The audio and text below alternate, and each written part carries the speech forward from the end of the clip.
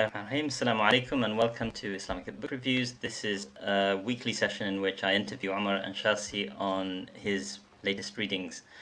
I'm Usaama al-Azami at the University of Oxford. Omar is a postdoctoral fellow at the University of Edinburgh and one of the most sort of voracious readers in our field, if I may say so.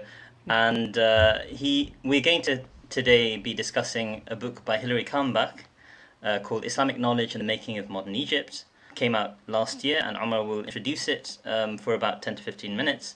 Then I will launch into a discussion with him about the book for about maybe half an hour, followed by Q&A in the last 15-20 minutes, inshallah. So we welcome participants to ask questions in the comments, whether it's on Facebook, YouTube, or Twitter, and it should come up on our system. And we will be able to respond to those. And as ever, we also welcome feedback. If you'd like to attend these regularly, please remember to subscribe, follow, like, depending on the platform, and you'll get notifications, inshallah, when we're up next. But without further ado, please, Omar, take us away with the book, inshallah. Thank you, Usaama.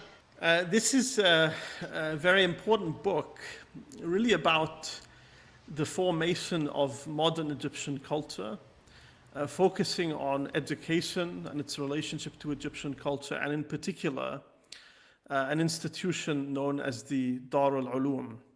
The al-Ulum was established in 1872 following a series of public lectures convened by Ali Mubarak, who served in various government ministries, Minister of Public Works, Minister of Education, so on, Egypt's first native Minister of Education, I should add.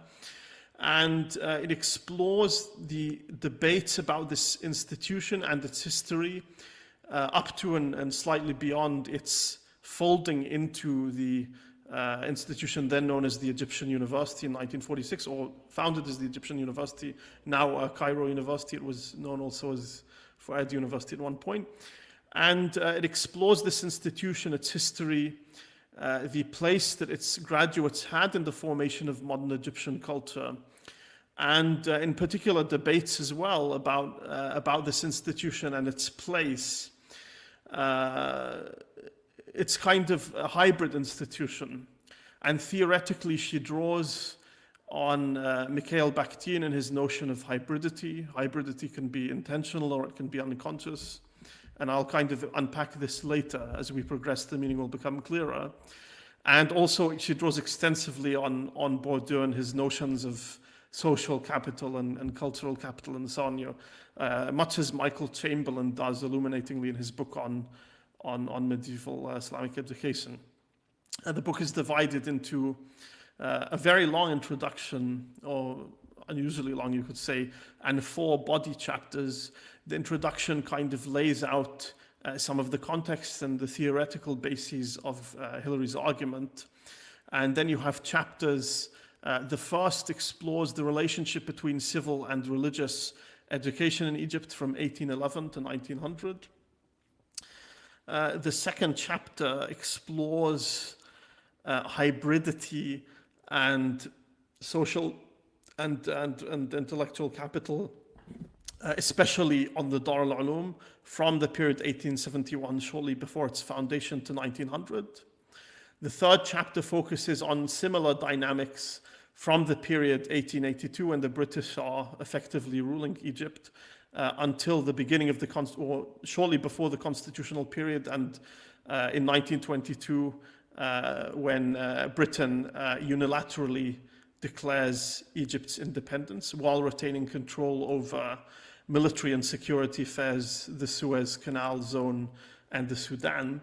And the final body chapter explores what Hilary, I think, rightly refers to as culture wars during Egypt's constitutional period from 1923 until the Free Officers' Revolution in 1952. So as we've said, Usaama, you and I, in previous sessions and in discussions privately, one cannot escape Egypt for good or for ill.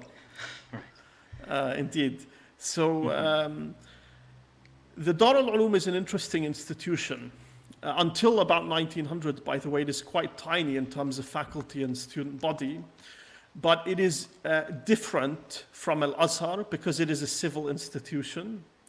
So she discusses different approaches to pedagogy and the 19th century and beyond critique by Europeans, including Lord Cromer, Consul General of Egypt, from 1883 until 1907, the kind of longest tenure in this office by any British official. What kind of critiques do people make of the traditional Islamic education of, say, institutions like Al-Azhar? She says it is seen as audio-centric, as opposed to modern Western education, which is said to be ocular-centric. So, although textual sources and do certainly play an important role in Islamic education, as she cites Gregor Schorler and Konrad Tarschler to kind of demonstrate this, but orality never loses orality in terms of speech and orality in terms of the sense of hearing, never lose their importance to this day in Islamic education. An autodidact, as we'll perhaps find out next week, is condemned as a suhufi, somebody who just reads books and is liable to misunderstanding them. So there is this kind of critique, and that it's too focused on memorization and so on, as opposed to actual understanding and analysis, whereas modern education in its Western incarnation is said to be ocular-centric. So texts should be self-explicating, as opposed to reading naughty mutun. Textbooks should be relatively clear and easy to understand. So these competing approaches to education. Now, the approach of the Dar al-Ulum is distinctive because it is a hybrid institution.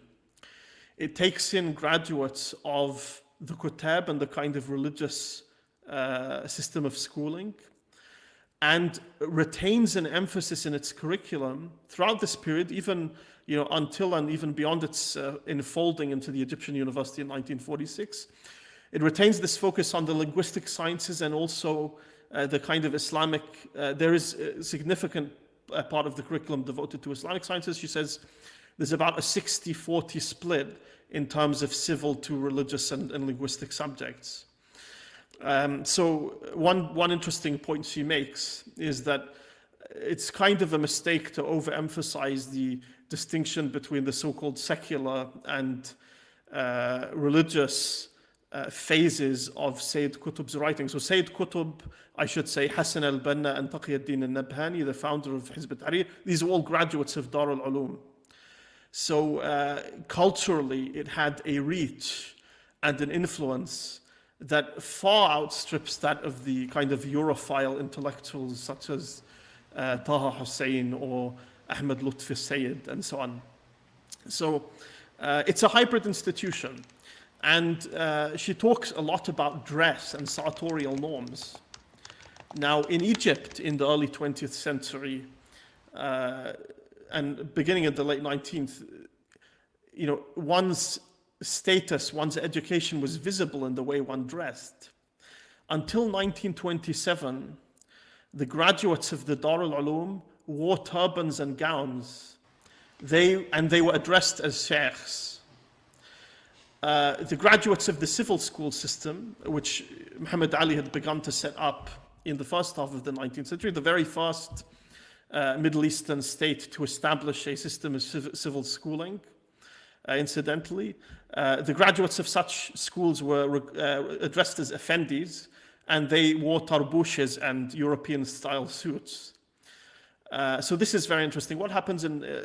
and so it's curious that because Sayyid Qutb and Hassan al-Banna graduate after 1927, they are tarbush wearing effendis. Had they graduated just a few years before, they would have worn turbans and been addressed as sheikhs. Now, so there's lots going on in terms of the sociology of knowledge and knowledge production here.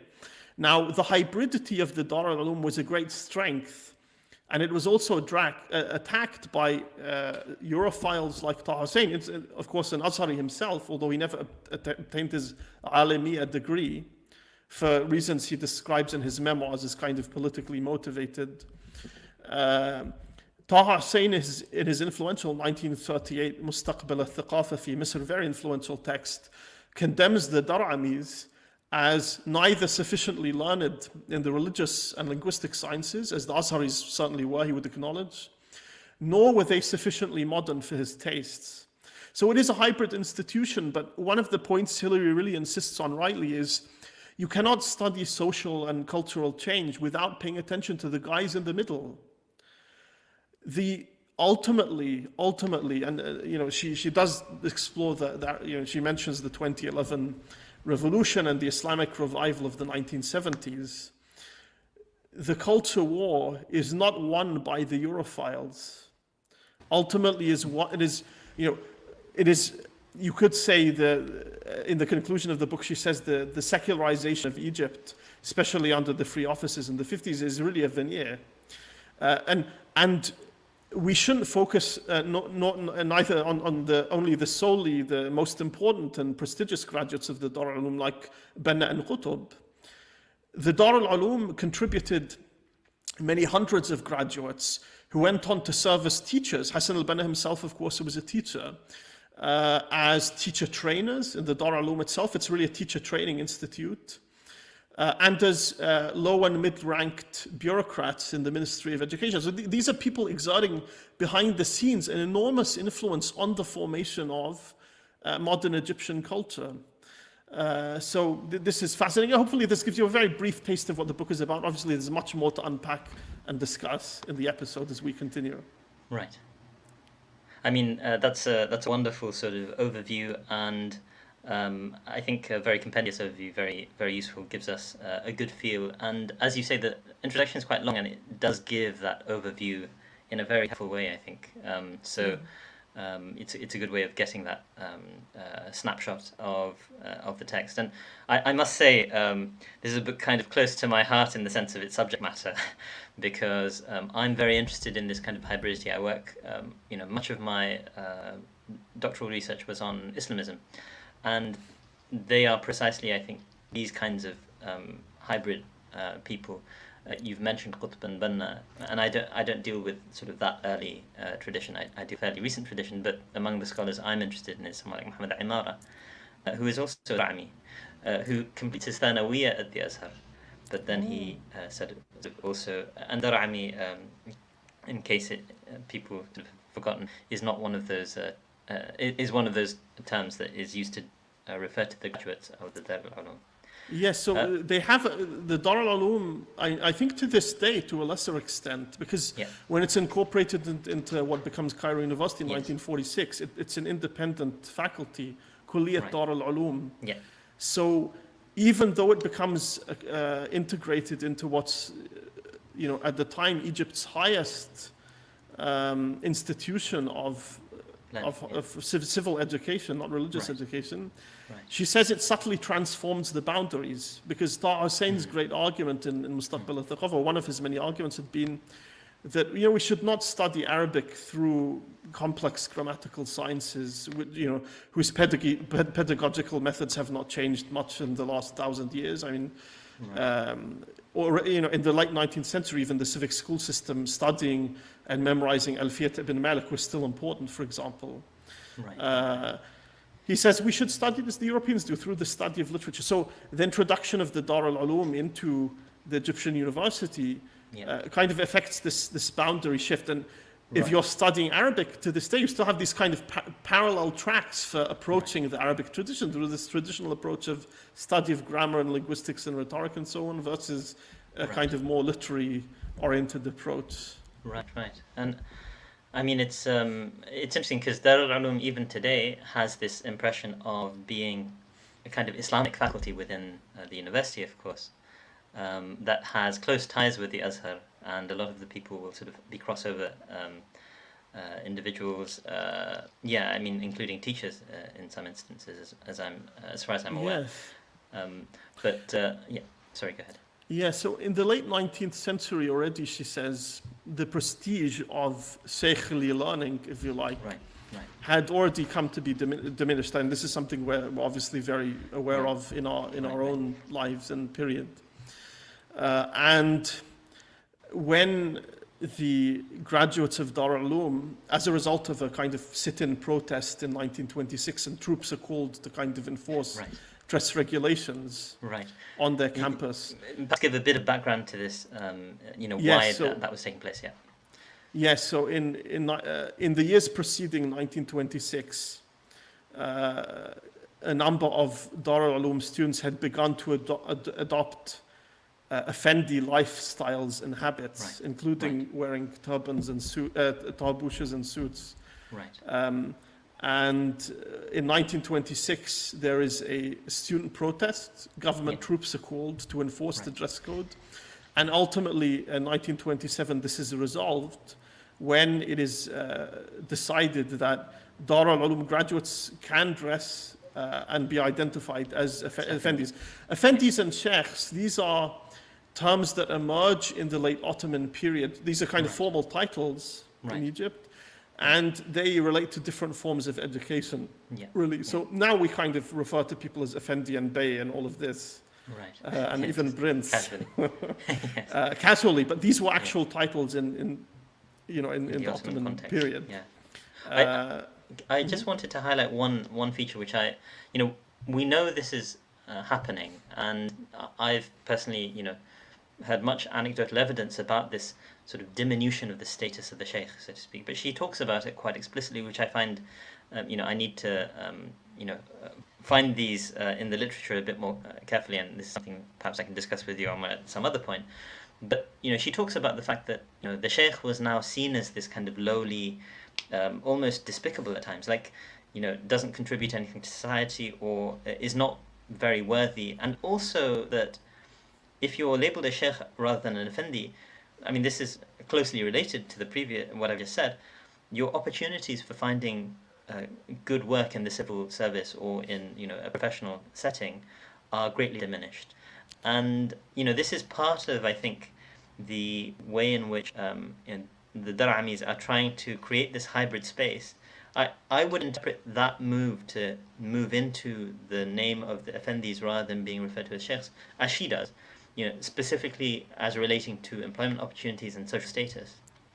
But at the same time, they're trying to, I mean, hybridity in the sense that's taking place is they're trying to bring respectability to the sorts of hybrid studies that they're engaging in, so that religion is not completely excised from the education process. True. So Dar al-Ulum students received a substantial amount of training in Arabic and so on. I mean, one thing that is important to bear in mind is that their curriculum does not include training in European languages. Right. Now, clearly for me, this influences one's entire educational outlook and one's cultural horizons. It's no coincidence. Do you know if this is the case to this day, by any chance? I would be very surprised if it still is the case. No, but I mean, for instance, even al-Azhar, the kind of reform process she discusses, including reform of al-Azhar in numerous periods, especially after the student riots in the Syrian Rawaq, when there's an attempt to enforce quarantine measures, very topically, in 1896. There is, after that, Hassouna al-Nawawi kind of tries to hurry through reform of al-Azhar, and of course Muhammad Abdu is extensively involved in reform of al-Azhar, and it's a process that continues. And the kind of formalization, by the way, of Azhari education is a process that unfolds throughout the late 19th century. In 1872, for the first time, you have a Alamiya degree. And she says, well into the 20th century, people continue to pursue their own path in al-Azhar. Although admissions was centralized and formalized in the late 1890s. But it's a process that continues to unfold. Of course, Nasser reforms al-Azhar in the early 1960s as well. So it's a very different institution from what it was. Can I quickly ask, this is kind of slightly off topic, but I remember you recommended me reading Memoirs of a Dervish, if I recall correctly, by, I forget his name now, the chap Robert Irwin, yes, of course. And, he, either there or for Lust of Knowing, obviously a bit of a controversial text, but he talks about the way in which Oxbridge had fallen behind, so to speak, I think, by the 18th or 19th centuries. And so it would be interesting to engage in a kind of comparative assessment of when examinations come into a place like Oxbridge, because a lot of the time the students going to Oxbridge as well seem to just be languishing and not doing very much as well.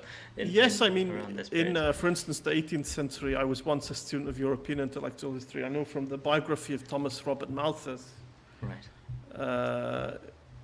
that in the 18th century, Oxbridge was far behind. If you wanted Yes. modern education, you would go to places like Haileybury Germany. College, which trained East India College officials, economics and history and law and so on. Sorry, which college? Haileybury College. Which is based where? It still exists, Hertfordshire, I believe. Okay. Or you'd go, if you wanted a serious academic scholarly education, you'd go to Germany and perhaps Paris. For example. Right. Yeah. Now, one thing she doesn't really say, so Europeans, including missionaries like this figure Dr. Lansing, of course, Cromer, make these critiques of Azhari education. It's all based on rote, this is culturally obsolete knowledge, things we still hear today, of course. Right. And this critique is internalized by Egyptians and internalized by, and the Darami system, or the Dar al-Ulum education is oculocentric. It's like modern European form of knowledge. Instead of memorizing Alfiyat ibn Malik, and she talks about how Hassan al-Banna was kind of doubtful of his command of the poem, unlike Qutb, who is much kind of more confident in it. Instead of memorizing Alfiyat ibn Malik and hearing its commentary, you would read a modern textbook on Arabic grammar. And by the way, one of the most important ways in which Daramis contribute to the formation of modern educational culture in Egypt is by authoring textbooks, which they do a lot of from the 1920s onwards. Including in Arabic and of course other subjects as well. And that way they're able to influence the whole orientation of Egyptian education to this day. In a sense, the reason I mentioned the Oxbridge connection to a certain extent, and the way in which these kinds of anguished conversations are taking place in some of these parts of the world as well, but when it comes to dealing with the colonized territories, they are naturally obviously seen as inferior by the colonizers, and so the fact that they are cast in this way, this is obsolete, etc., is quite fascinating. It's to my mind, and I'm speaking anecdotally here, it does seem to be a case of the exercise of power ultimately, rather than any kind of proper assessment. So she mentions, if I remember rightly, that into the 1960s, you would literally read out your essays to your tutors in Oxbridge, and then receive oral feedback. Yeah, bizarre. And these places, of course, Edinburgh, we're much more modern. But anyway. We're encouraged to give written feedback, certainly. Of course. But I should say there are parallels, and she doesn't mention this, but you do have Orientalists who immediately hit on the parallels. So that book excellent book by John Walbridge, The Caliphate of Reason, he talks about the Orientalist Gottlieb Leitner, who is responsible for the construction of the Woking Mosque, this elaborate building you may have visited outside of London. Right. And Gottlieb Leitner works in South Asia, not in the Arab world. He comes across South Asian ulama, and what does he say? He says the education these people are receiving is exactly the equivalent of a good classical education, right? Instead of learning Greek and Latin, you're learning Arabic and Persian, even though these aren't the languages you speak necessarily. And well into the 20th century, I don't understand how these British colonial officials missed this fact. The elite is still receiving a classical education. Our current Prime Minister, Boris Johnson, is the product of a classical education. He studied classics at university. So I think there's a good reason they missed this, and this is part of that sort of colonial precisely context, which creates a kind of myopia on some of these sorts of questions. Precisely, I don't have the fortune of classical education. In Germany, you still have the gymnasium system, which does emphasize knowledge of the classical languages. And this is extremely oriented towards memorization. John Stuart Mill in his memoir complains about being beaten as a child, so he would wake up and learn his Greek and his Latin and so on. He had panic attacks or something. There is a clear myopia and a kind of double standard in this critique. Sure. But to some extent. Yeah, and it's great that now scholarship can be a lot more reflective about these sorts of things, and this is something which hopefully will act as a corrective. Of course, there's also the challenge that these sorts of attitudes and presuppositions are actually carried into popular culture very often, and they continue to be there. And this is the sort of attitude, of course, which still pervades, for example, South Asian and Arab cultures very often with respect to the sort of scholarly classes of the ulama, so to speak. And we can even think of potentially parallels to the Dar al-Ulum experiment, if you will, like the Nadwa in South Asia. It strikes me as, I forget the slogan of the Nadwa, but it's something like combining between al-Qadim al-something wal-Jadid al-Nafi'. So very much it's a hybrid vision. It's a hybrid vision. Now, ultimately, the critique is the Nadwa ends up being just a good seminary with better Arabic, ultimately. Right. So, but you know, this and why is this hybrid identity important ultimately? Because it allows graduates to perform modernity and authenticity in ways that most Egyptians would find compelling. You know, most Egyptians are not swayed by the Europhile inclinations of people like Taha Hussein and Ahmed Lutfi Said. They find this other performance much more authentic to their own kind of perspective. I mean, it's interesting because you also spoke about the chattering classes, the elites, the Ahmed Lutfi Sayyids and Taha Hussein. And I mean, I just wanted to remark that in your introduction, you did say, you know, the cultural reach of the Qutbs and the Ibn al-Bannas were far greater. And I think that might be overstating the case in the sense that, of course, Taha Hussein became the Minister of Education. He was extremely influential. You spoke about his 1938 book and so on. So, and Ahmed Lutfi Sayyid, of course, is this massive figure in Egyptian nationalism and a major journalist and political figure and so on. So, you know, it's a contest. Yeah. But I should say, she says that historians have made the mistake of accepting the claims of the Europhiles almost at face value. Right. Because, you know, and even the book is not focused on, because I see a question relating to this, the book is not focused on Banna and Qutb at all. Yes, it draws on their memoirs. Right. So, for instance, Hassan al-Banna was one of the two students in Dar al-Ulum after 1927 who did not wear the tarbush immediately. So everyone else switched to the tarbush, he continued to wear the gown and the imama. Right, yes, I've seen photos of him wearing that, which is very difficult yes, to find now, someone like Qutb. Because they're hybrids, of course. Yeah. They engage in what she called in cultural code switching. So graduates of Dar al-Ulum sometimes will dress as in their imamas and so on and present themselves as sheikhs, and other times can pass themselves off as effendis. And I mean, it's funny because I do some of that myself, of course. I mean, yeah. Yes, and this hybridity is something we still live with, of course, in different ways. I mean, on Sundays, very often I'm teaching at the Ma'had al-Salam, the Al-Salam Institute of Muhammad Akram Nadwi. Not consistently, but very often.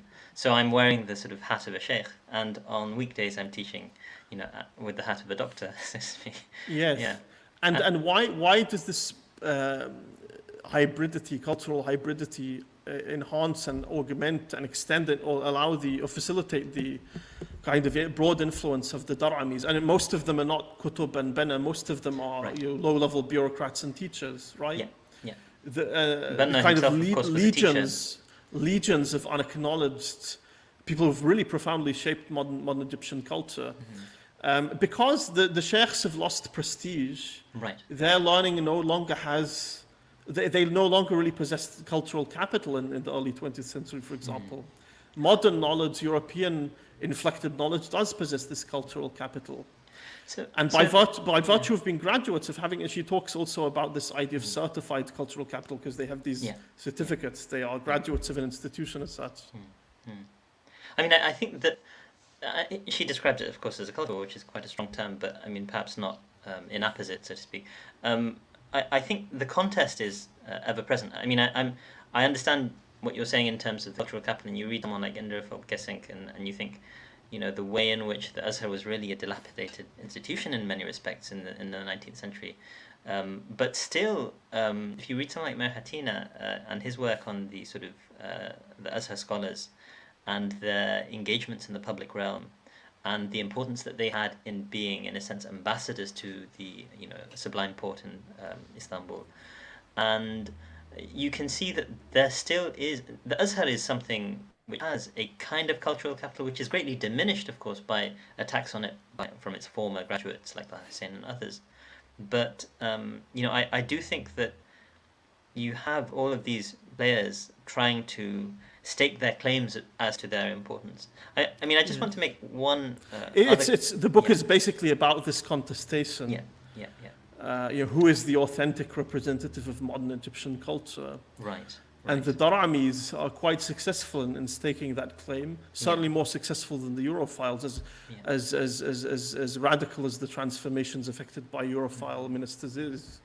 Yes, but let me just add a kind of but here, which is, and we, she talks about the colonization of the mind, drawing on Timothy Mitchell and so on. Just the fact that when we discuss this, we're saying, who are more successful as representing modern Egyptian culture. The fact that we use a frame of national rather than, which is a Europhile, so to speak, or a European category, rather than any kind of notion of being, obviously the Ottoman Empire doesn't exist anymore, but this notion of being part of an ummah or something like that, I think shows just the sheer strength of the European perspective. Indeed, theoretically, an important point that I haven't mentioned so far is she draws on Mitchell, but also departs from him. So, as opposed to these kind of post-colonial understandings of modernity, she adopts Shmuel Eisenstadt's notion of multiple modernities. So, her problem with Mitchell is really that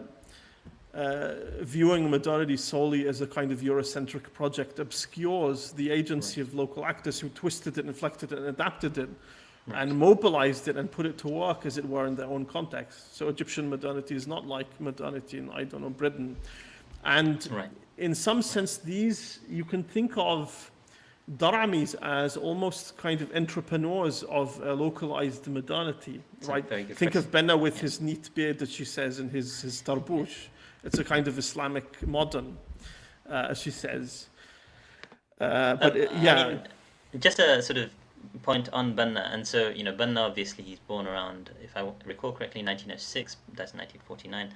But, a figure like that, I'm just recollecting a remark that my father or my uncle, I can't remember, made about my grandfather. So my grandfather's someone who comes from a line of scholars, so, Islamic scholars, ulama, and but in his generation, he went to university, right?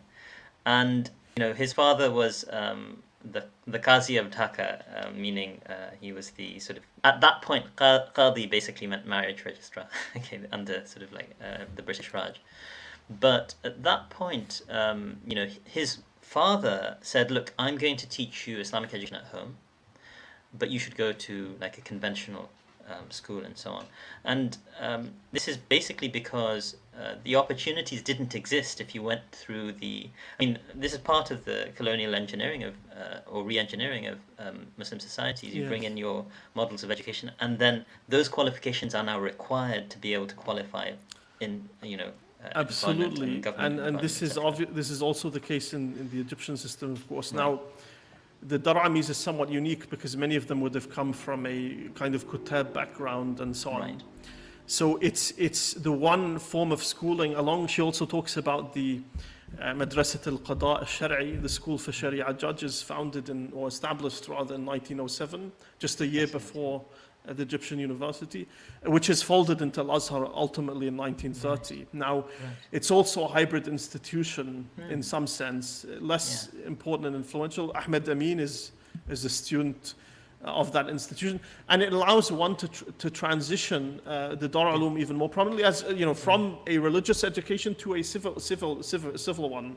So it's a kind of in-between institution. Yes. So you're saying the Qada, forgive me, the name Madrasat al-Qada al-Shar'i. Madrasat al-Qada al-Shar'i. Is that a postgraduate institution or? It's you're describing it as more of a civil.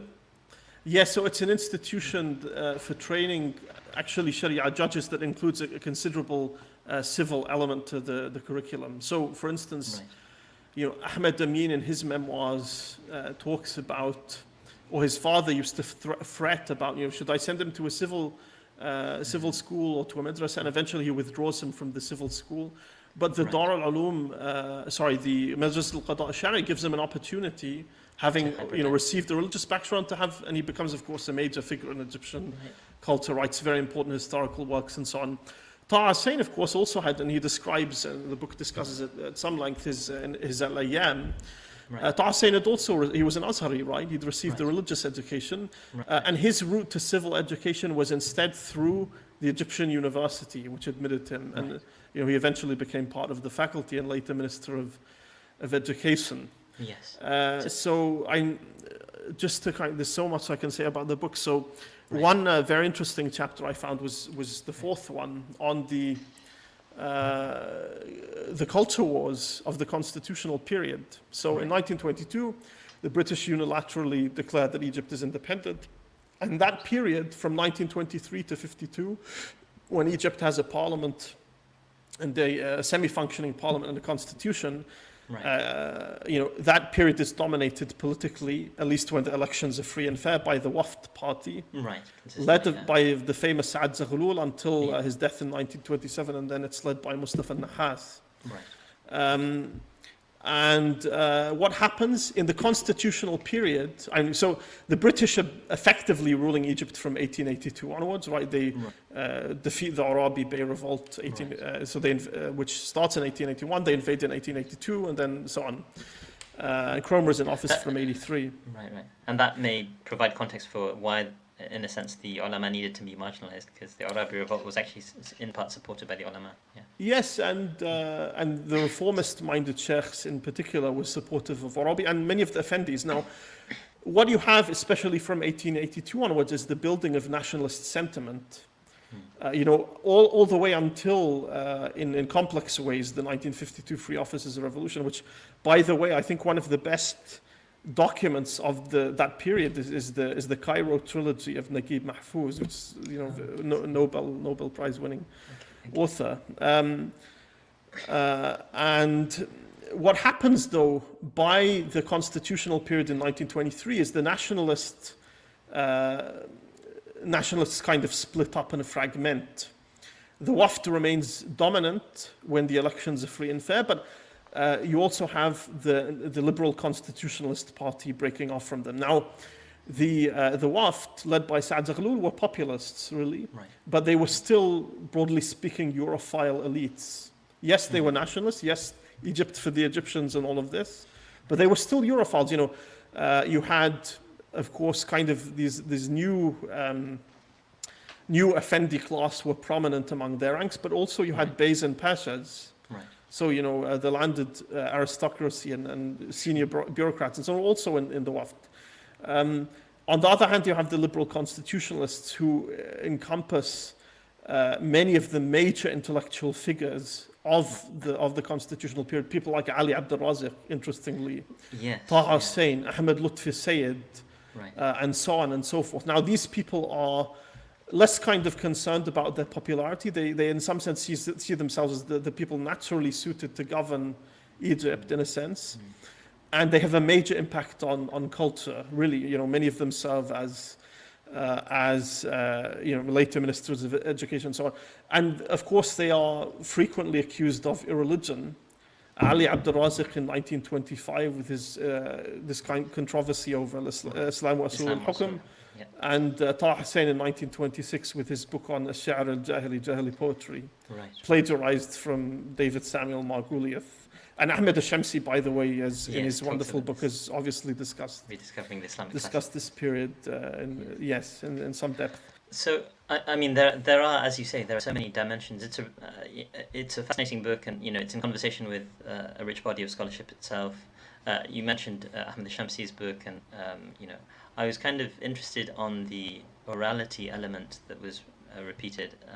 It's something which struck me as unusual. I think it struck you as unusual as well. But in a sense, she has a predecessor perhaps in someone like Charles Hirschkind in Ethical Soundscape, who talks about the importance of orality in Islamic cultures. But I wanted to sort of just comment on that very briefly, in the sense that to become an advanced scholar, it seems very unlikely that you'd be able to manage at this point in time without also being able to read. But at the same time, you do, in Islamic history, have a lot of scholars who are darir, for example, born blind. You think of Ash-Shatibi al-Muqri from Andalusia. Actually, the people coming to mind are from Andalusia. Suhaili, author of the book, I forget the Arrold, I forget the name of the precise Sirah of the Prophet. Yeah. So you do have and you have the notion of riwayah and isnad, and I certainly, just sort of to speak of my own experience in a kind of Darul Ulum setting, there's a lot more audition, so to speak, and listening compared to what we would have. So you do read a text as well and hear commentary. So yes, you and could comment on that, perhaps. she draws on Shola and Hosla. She would have certainly benefited from Ahmed Shamsi's first book, which is essentially about this transition from orality to textuality, if you like, in early Islamic culture. Right. I think she does overplay to some extent the oral and oral element. So she makes this curious observation we both remarked on in our conversation, that one could somehow enter the highest levels of scholarship or cultivate the highest levels of scholarship while being completely illiterate and incapable of writing and reading. This seems to be just wrong. I mean, after the early 2nd century or something like this. I mean, as I mentioned, I think there are exceptions, but they stand out, I think. So, Ash-Shatibi is a very important figure in True, Qira'at. but, yeah. You can only cultivate certain kinds of scholarship, Yes. especially Qira'at, and Yes. even when it comes to Hadith, to the transmission of Hadith, certainly, and Garrett Davidson talks a lot about Al-Hajjar, the semi-literate stonemason through whom all the isnads of the Bukhari passed through. Yeah, exactly. So, and we should strike a balance between the textual and oral elements of Islamic culture. I think often the emphasis on orality, especially today, is not entirely, but it's probably a kind of rhetorical gesture to tradition, because textuality is extremely important. There's no denying it. But let's give a counterexample. You have a number of scholars from the Najd who come out and they're blind, and partly there's some scholarship on the fact that the the region and the illnesses and the relatively sort of poor access to healthcare ensured that a number of people would lose their sight. They weren't born blind; they would lose their sight in their childhood.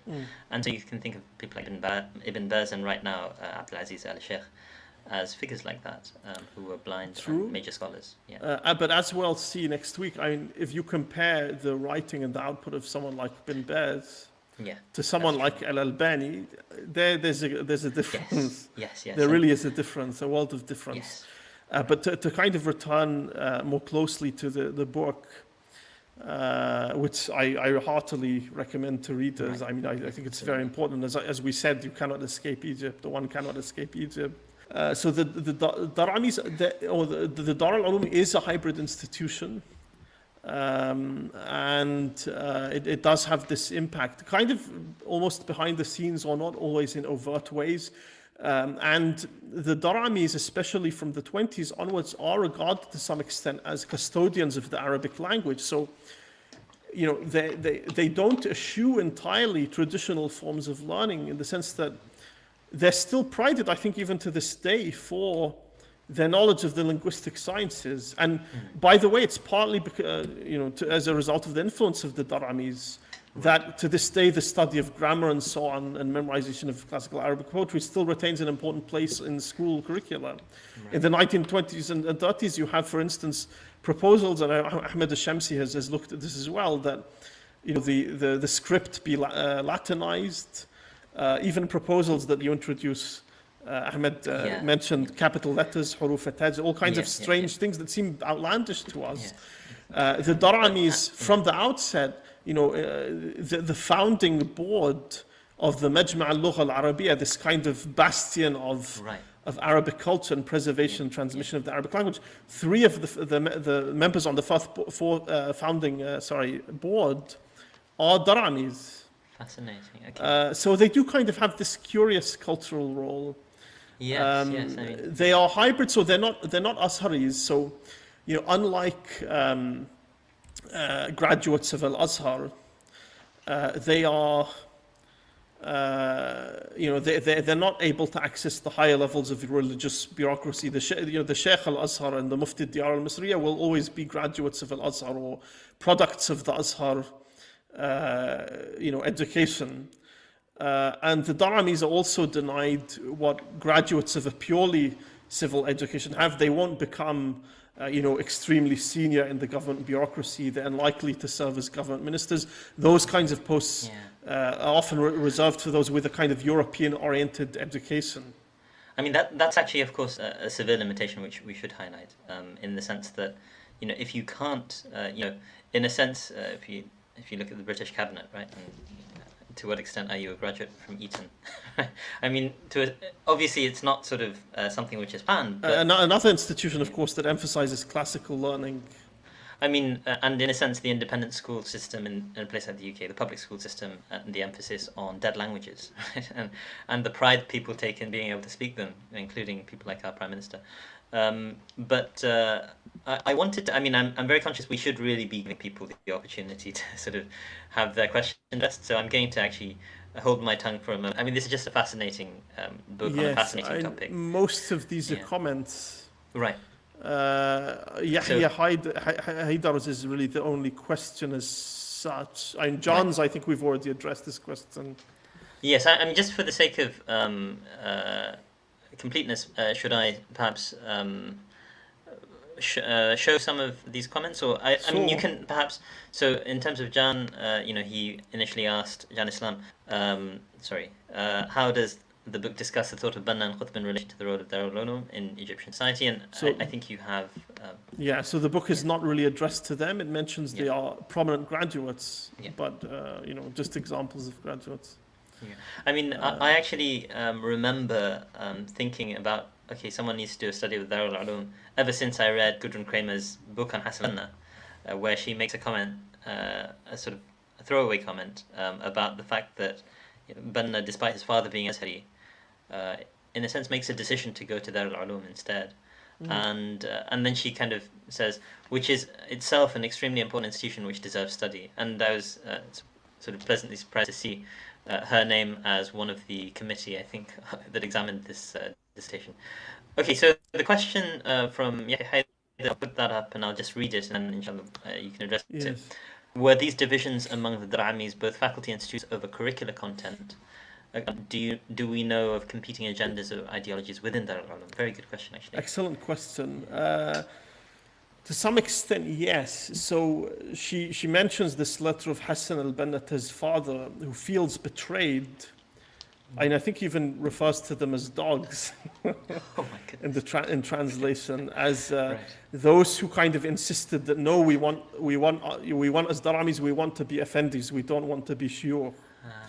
So within the student body, there were disagreements about the orientation of the institution. But nonetheless, I mean, even though there may have been this hybridity, part of the corporate identity of Daramis is this pride in, and Abdul Fattah, a friend, can attest to this. There's still a kind of pride, corporate identity and pride in Daramis and their mastery of Arabic linguistic sciences and also of Islamic culture in some sense. And I mean, just if I can do a quick add-on to that, which is that, I mean, this reflects, and I didn't get that far into the book, to only about halfway through perhaps, in terms of Banna's remark that he felt betrayed by these people who were wanting to become just straightforward Effendiya.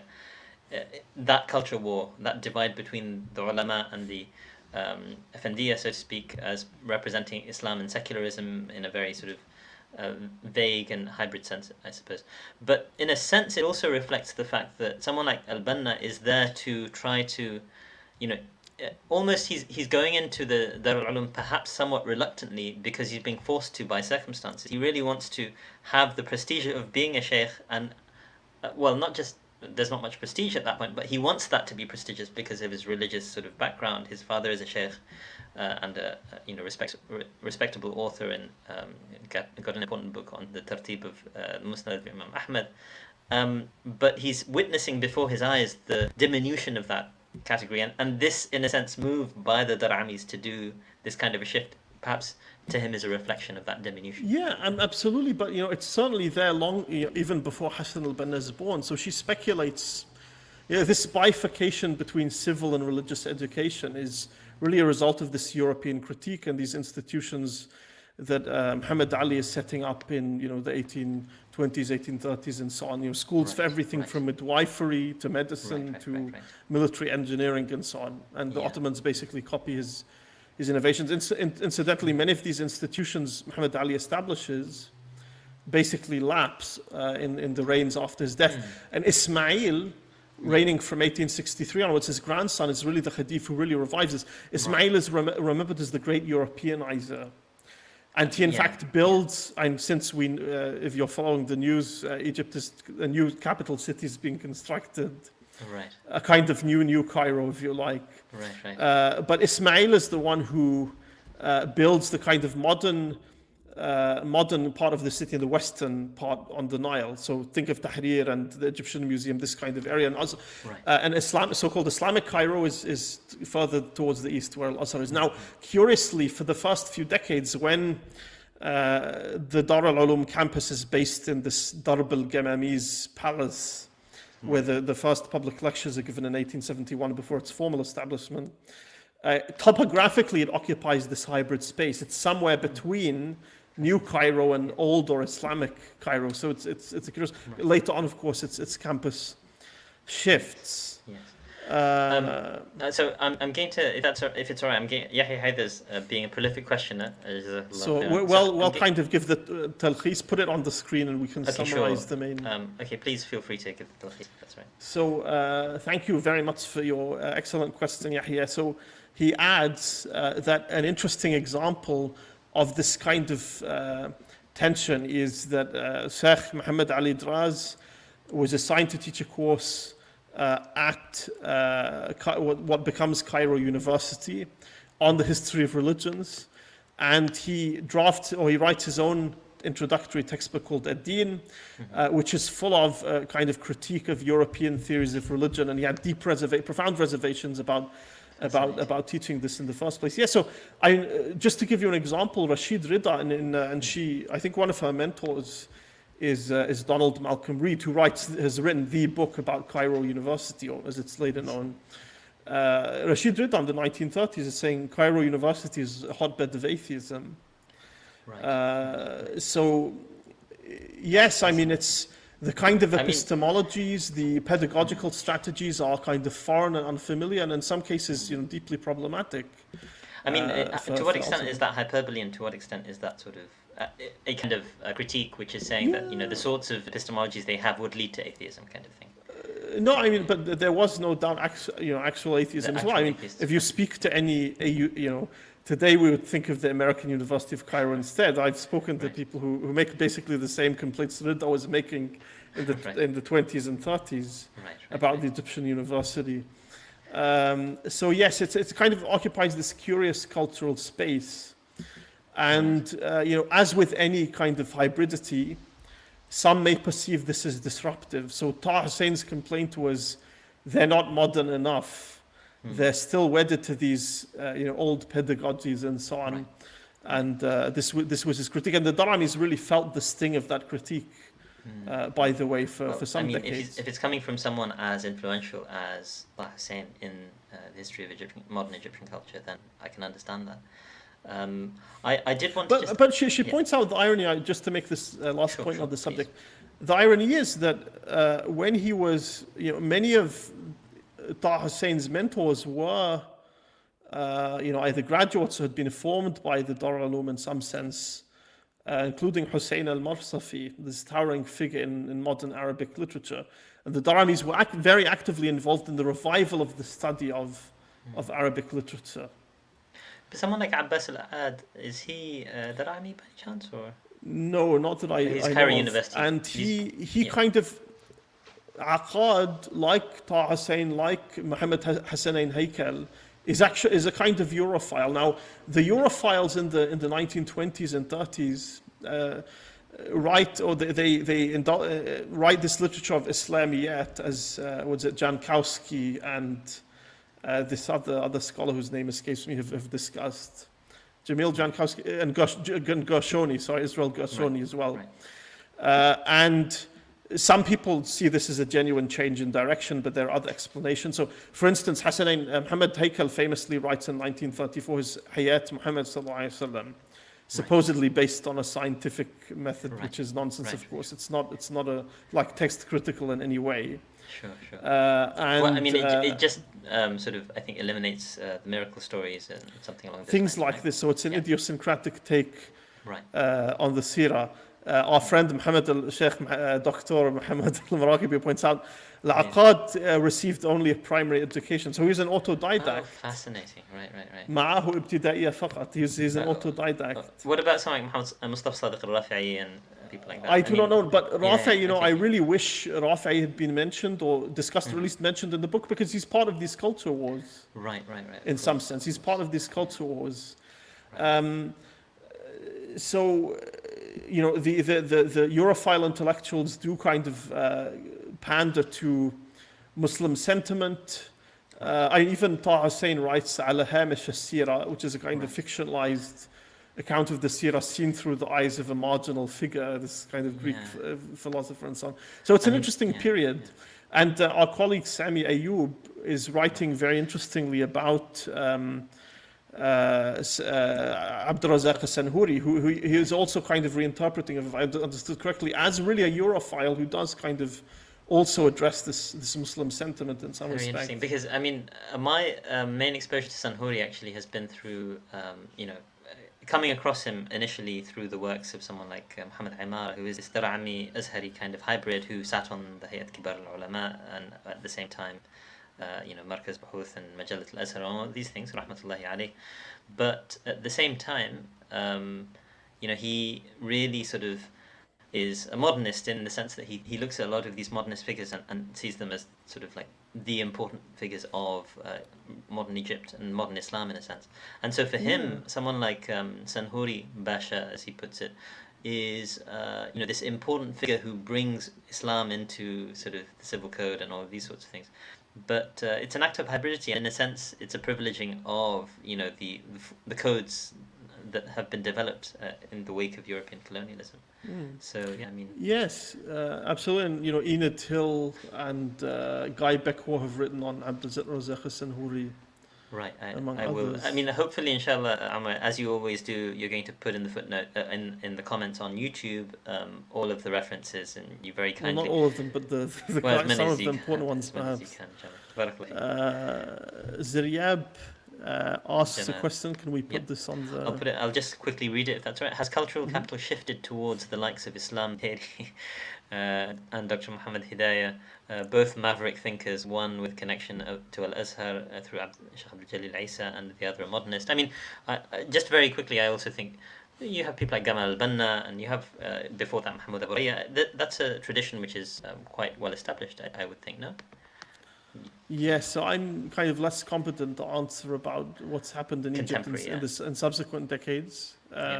These are contemporary figures who are quite but they are also. What does she start the book by saying? That if you look at the influence of groups like the Muslim Brotherhood and so on in the 21st century, this is not a product solely of the Islamic revival of the 1970s. You can trace the foundations of this influence to institutions like Dar al-Ulum already in the late 19th century. So in some sense, the foundations for these kinds of maverick intellectuals, as you, I think, aptly describe them, is laid late in the period. I think also of people like Tantawi Johari, on whom Majid Danishkar has written this important monograph. Tantawi Johari is also a Dar'ami.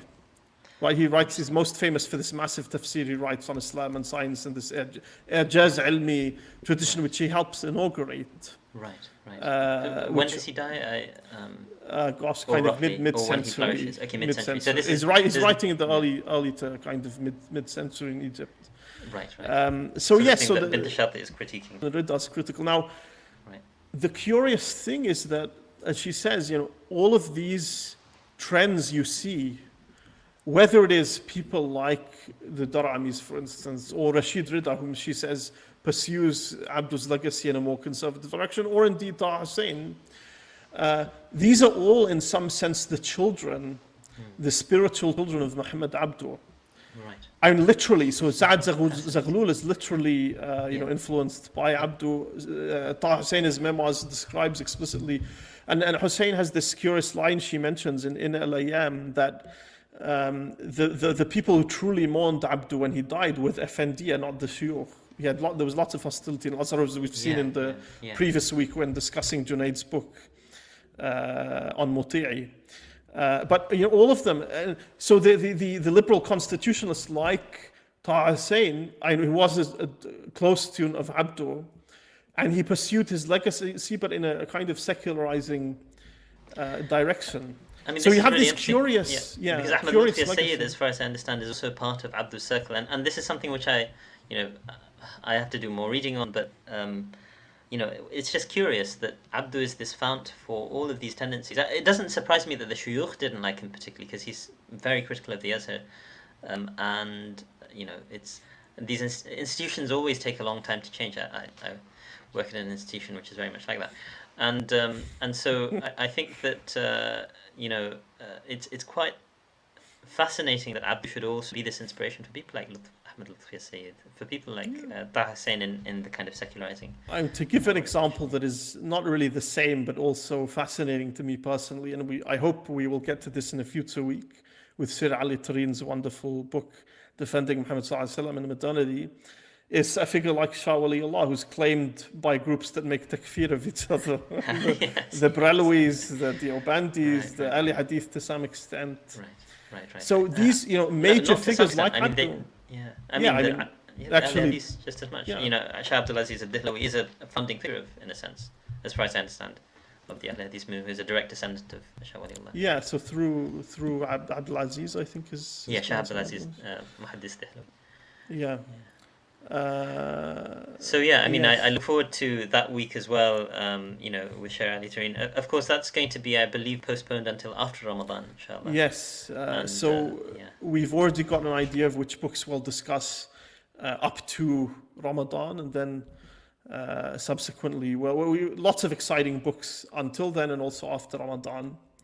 Inshallah. I mean, I'm sure I'm not the only one who thinks this, but this is just really a wonderful opportunity, Omar, to get this, what's the way to put it, encyclopedic insight into our field.